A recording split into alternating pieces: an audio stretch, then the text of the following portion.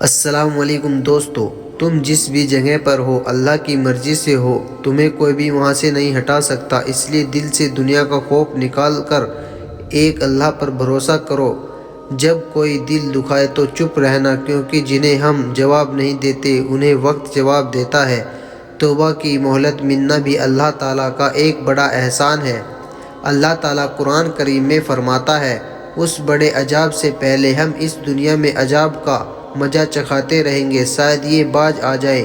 کسی کو جلیل کرنے سے پہلے خود جلیل ہونے کے لیے تیار رہے، کیونکہ اللہ تعالیٰ کا ترازو صرف انصاف تولتا ہے۔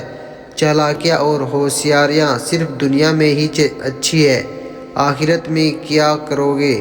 فرشتے تو سارا حساب لکھ کر بیٹھے ہیں۔ فکر نہ کرے، لوگ بھول جائیں گے مگر اللہ تعالیٰ نہیں بھولتا آپ کی نیکی اور نہ لوگوں کی زیادتی۔ جب اللہ تمہارا گواہ ہو جائے تو ہر زیادتی کا جواب اثر سے آتا ہے۔ جب آپ اپنی بات بتانے اور جذبات کی وضاحت دینے میں ناکام ہو جائے تو اس وقت سب اللہ تعالیٰ پر چھوڑ کر پیچھے ہٹ جانا بہتر ہے۔ جب انسان اللہ کی پکڑ کو بھول جاتا ہے تو اس کا دل سخت ہو جاتا ہے، اور سخت دل اللہ کے غضب کی نشانی ہے۔ ان لوگوں سے مت ڈرو جو اپنا بدلہ لینا جانتے ہیں، بلکہ ان لوگوں سے ڈرو جو اپنا معاملہ اللہ پر چھوڑ دیتے ہیں۔ جملہ بہت چھوٹا ہے پر اس کی طاقت بہت زیادہ ہے۔ اللہ کی طرف آ جاؤ اس سے پہلے کہ اللہ تمہیں اپنی طرف بلا لے۔ زندگی ایک کمزور ڈور کی مانند ہے جو کسی بھی وقت ٹوٹ سکتی ہے۔ جو مختصر گھڑیاں ہمیں نصیب ہوئی ہے، کوشش کریں کہ انہیں اس شاندار انداز میں استعمال کریں کہ ہماری دنیا اور آخرت دونوں سنور جائے۔ جب اللہ کو آپ کی زندگی میں اچھا موڑ دینا ہوتا ہے تو برے لوگوں کی حقیقت آپ کے سامنے لے آتا ہے۔ انسان جب صبر کر لیتا ہے تو پھر دنیا کی کوئی چیز اسے توڑ نہیں سکتی۔ حضرت علی رضی اللہ عنہ نے فرمایا، 3 طریقوں سے پریشانیاں خوشی میں بدل جاتی ہیں۔ نمبر 1، خاموش رہنا۔ خاموش رہنے سے پریشانیاں کم ہو جاتی ہے۔ نمبر 2، صبر کرنا۔ صبر کرنے سے پریشانی ختم ہو جاتی ہے۔ نمبر 3، شکر کرنا۔ شکر کرنے سے خوشی میں بدل جاتی ہے۔ ہر کسی کے لیے دعا کیا کرو، کیا پتہ کس کی قسمت تمہاری دعا کا انتظار کر رہی ہو۔ یہ عزت دینے والے رب ہمیں ان لوگوں کے شر سے بچا جو ہماری اچھائیاں تو چھپا لے لیکن ہماری برائیاں پھیلا دے۔ ہر بات میں اللہ کا ذکر کرو گے تو ہر کام میں اللہ کو اپنے ساتھ پاؤ گے۔ ہمیں اسی سے ڈرنا چاہیے جس کے ہاتھ میں ہماری تقدیر کا قلم ہے۔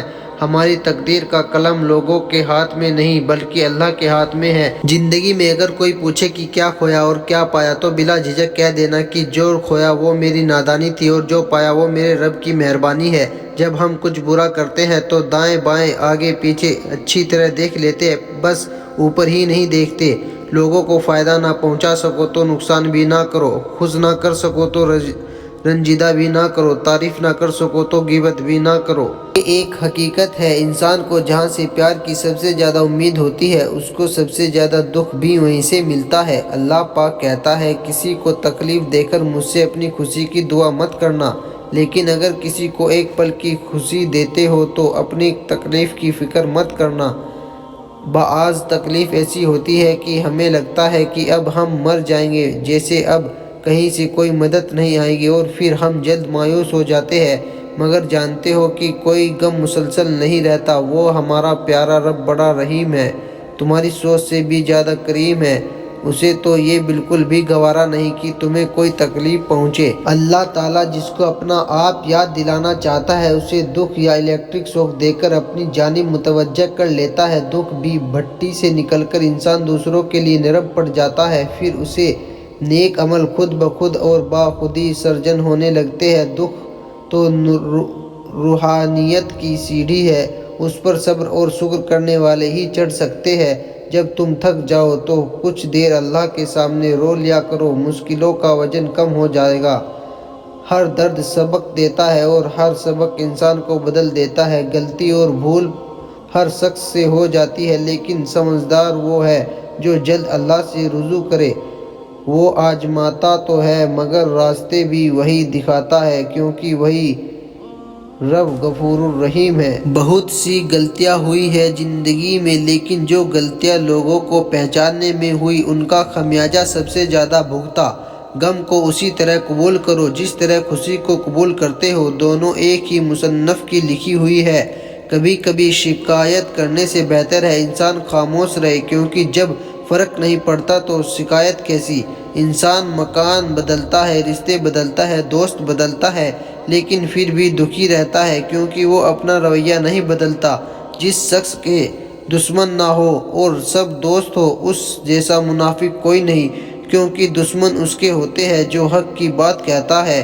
لوگ ہمارے اندر ہمارا دکھ تلاش نہیں کرتے، ان کو اس تماشے کی کھوج ہوتی ہے جو ہمارے ساتھ ہو۔ دکھ کی سختیاں چہرے سے تو رخصت ہو جاتی ہے، لیکن انسان کے اندر داخل ہو کر اس کے گوشے گوشے کو ویران کر دیتی ہے۔ اللہ تعالیٰ جس انسان کو نوازنا چاہتا ہے، عظیم مقام دینا چاہتا ہے، تو اسے تکلیف، دکھ، درد کی راہ بخشتا ہے تاکہ وہ مضبوط بن کے اتنا سیکھ لے کہ اپنی منزل تک پہنچ جائے۔ یاد رکھنا، انسان کو دکھ انسان کو سکھانے کے لیے ملتا ہے، لیکن افسوس تو یہ ہے کہ انسان اس دکھ کی وجہ سے روتا رہتا ہے۔ انسان دکھ اور درد کی وجہ سے کتنا ہی روتا رہے لیکن ختم نہیں ہوگا، کیونکہ دکھ انسان کو رلانے کے لیے نہیں بلکہ انسان کو سکھانے کے لیے آتے ہیں۔ جب تم اس دکھ سے سیکھ لو گے جو وہ تمہیں سکھانا چاہتا ہے تو تمہارا دکھ خود بخود ختم ہو جائے گا۔